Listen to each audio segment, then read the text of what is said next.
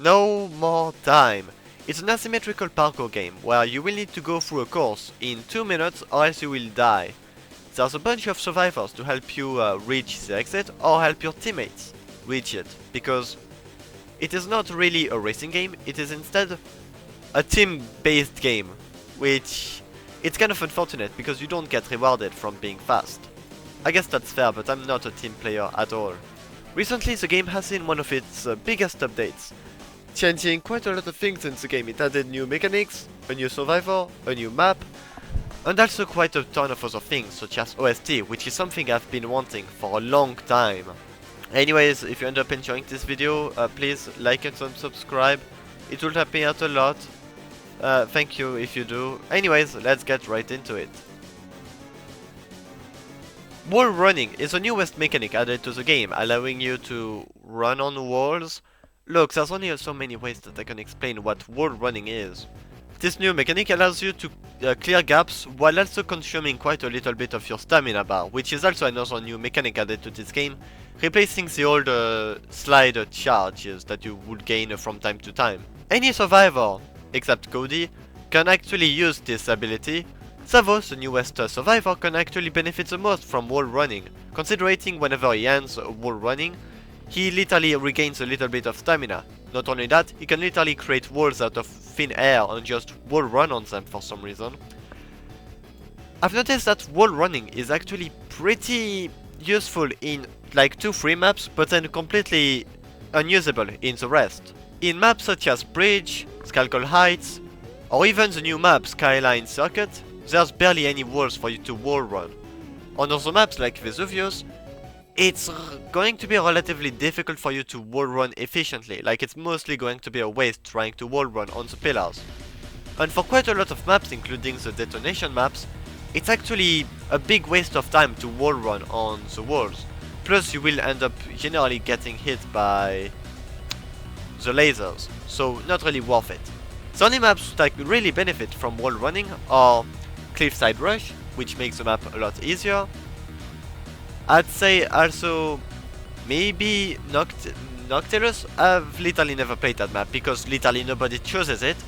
This literally leaves 3 maps: Snowy Field, Mineshaft Collapse, as well as Cliffside Rush, where I've seen that wall running actually has quite a lot of benefits because it allows you to quite literally clear paths. Unfortunately, none of these maps are really that difficult.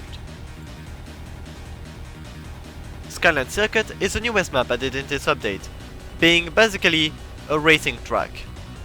This is a 4-star map, meaning that it is equal in difficulty as Skalkol Heights, which I think is absolutely deserved because this map is definitely tough. It does include quite a lot of similar obstacles as Skalkol Heights in terms of like there's a lot of electricity, but also I think it's actually a bunch more similar to the Bridge, because there's a fire and other things like that.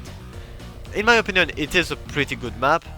Like, it is definitely decent, but also I don't really understand why everything is just floating. I guess that's something that happens. Anyways, yeah, I've kind of tried to play this map, but also there's quite a ton of very difficult parkour areas that actually are difficult to traverse extremely quickly. But thankfully the wall is relatively slow in my opinion. But I did see myself have quite a lot of problems trying to figure out how to do this map. That's what I can say.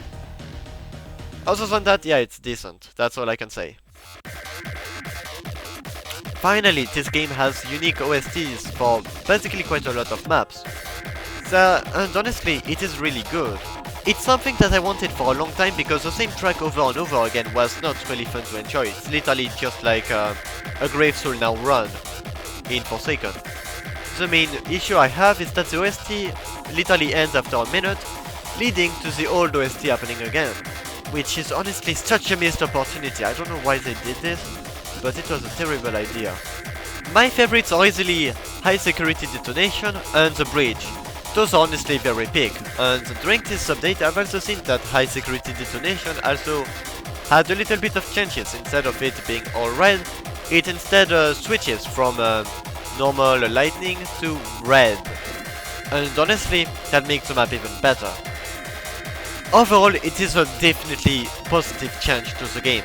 Even if I would have preferred having the OST go all the way to the full 2 minutes, with it going faster and faster as time goes by, I am still very happy that they did this change, because honestly, it's good.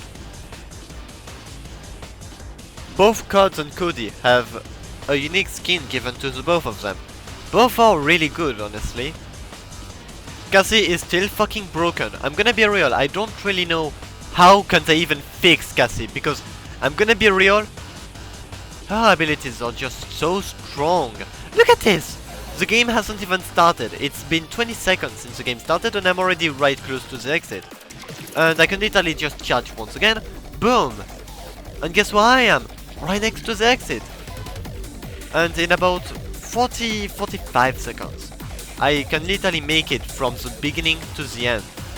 And boom! That's just the power of Cassie. This is why she is one of my favorite characters to play in this game. Like honestly, especially in Skull Heights, she's just OP. That's what I can say. I didn't talk too much about the lobby because sure, it does seem pretty good compared to the last one. Like it is definitely well built. There's not much to do in it anymore. Like there is no more Obama Ball. There is just this endless corridor that leads literally nowhere. Yeah, it just leads to a sign telling you to go back, which is pretty stupid in my opinion. Cody got reworked. Instead of like pasting a bunch of random codes around the road, Cody instead decides to lock in, which gives him full control over himself and his movement, which is honestly so good because Cody is hell to control, sometimes.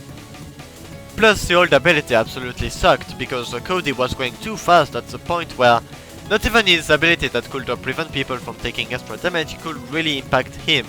So he was more of a support survivalist than a full-on survivalist. So yeah. Cole's coffee got buffed with the new stamina mechanic because it allows him to regenerate stamina quite a lot faster, which makes him a really good survivalist in my opinion. Now, Swift has gotten a little bit of a rework as well. Instead of having an extra 4 speed to her stats, she now takes twice less stamina while using slide, which I guess it's kind of decent. But I mean, I would have preferred having the 4 extra walk speed, in my opinion. Anyways, I think I've said right about everything I had to say, so this is going to be the end of this video. I know I've kind of ignored No More Time because it is one of my favorite games on Roblox at the moment, but I've generally never found a way to make a lot of content on it. I don't know why, but I've never really found any way to make a content I wanted to do on this game. It's a lot harder than in Forsaken because it's generally the same exact thing, so if you have any ideas on what should I do in this game, please give it in the comments, it would help me out a lot. Anyways, it's the end of the video. I hope you guys have enjoyed this little showcase of an update. If you did, then please consider giving a like and a follow, and yeah, okay, anyways, see you in the next one. Goodbye!